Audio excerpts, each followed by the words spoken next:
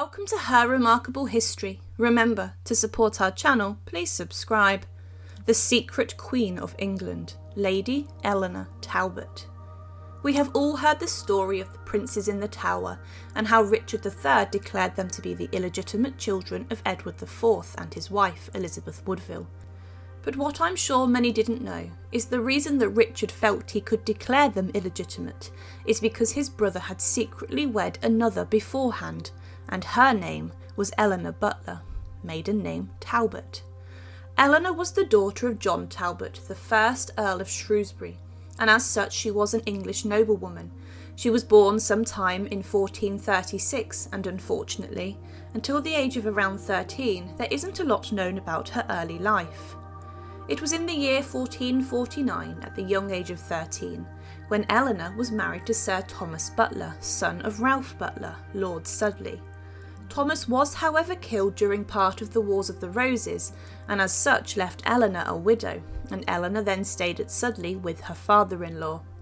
However, it is alleged that after the death of her husband, Eleanor then went on to marry the king at the time, Edward IV. This little piece of information was used by Richard III when he proclaimed that his brother's children, and more specifically the uncrowned King Edward V, were in fact illegitimate. He did this with the support and backing of Robert Stillington, the Bishop of Bath and Wells. The bishop had been previously, but briefly, imprisoned for speaking out against Edward IV in 1478, and a French chronicler called Philip de Coms wrote, "The bishop discovered to the Duke of Gloucester that his brother, King Edward, had formerly been in love with a beautiful young lady and had promised her marriage upon condition that he might lie with her. The lady consented, and as the bishop affirmed, he married them with nobody present but the two and himself. His fortune depending on the court, he did not discover it, and persuaded the lady likewise to conceal it, which she did, and the matter remained a secret." It was with this information that Richard persuaded Parliament to pass the Titulus Regius, an act that debarred Edward V from the throne, and Richard then proclaimed himself as King of England. A document at the time states, and how also, that at the time of contact of same preconsented marriage, and before and long time after, the said King Edward was and stowed married and troth plight to one Dame Eleanor Butler, daughter of the Earl of Shrewsbury, with whom the same King Edward had made a pre-contract of matrimony long time before he made that said pretended marriage with the said Elizabeth Grey in manner and form as above said.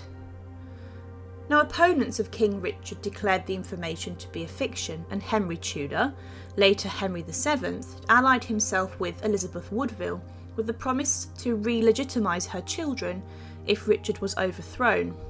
After Henry's army defeated and killed Richard at the Battle of Bosworth Field, on the 22nd of August 1485, he came to the throne as Henry VII. He ordered the copy of Titulus Regius in parliamentary records to be destroyed, along with all others, but one copy was later found to have survived. There is a suggestion that when Eleanor was married to the king, that she even gave birth to his child shortly before she died, although there is no evidence to support this. Eleanor died when she was 34 years of age. Now, interestingly, because Combs does not actually mention the name of the beautiful young lady, and the official copy of the act put into place has been destroyed, historians of the era have confused Eleanor with Edward's mistress, Elizabeth Lucy. Edward did have a bastard child born to Lucy, Arthur Plantagenet. Lucy was interrogated at the time of Edward's marriage to Elizabeth Woodville, because Edward's mother was strongly opposed to the marriage, and had suggested that Edward was pre-contracted to Lucy, but Lucy denied that any contract had been made. Combs then said that Richard revived the claim after Edward's death. This of course caused a lot of doubt, but historians have since corrected the mistake and correctly identified Eleanor. A man called George Buck was the one to find the only surviving copy of Titulus Regius, and as such was the one to correctly identify Eleanor as the secret queen.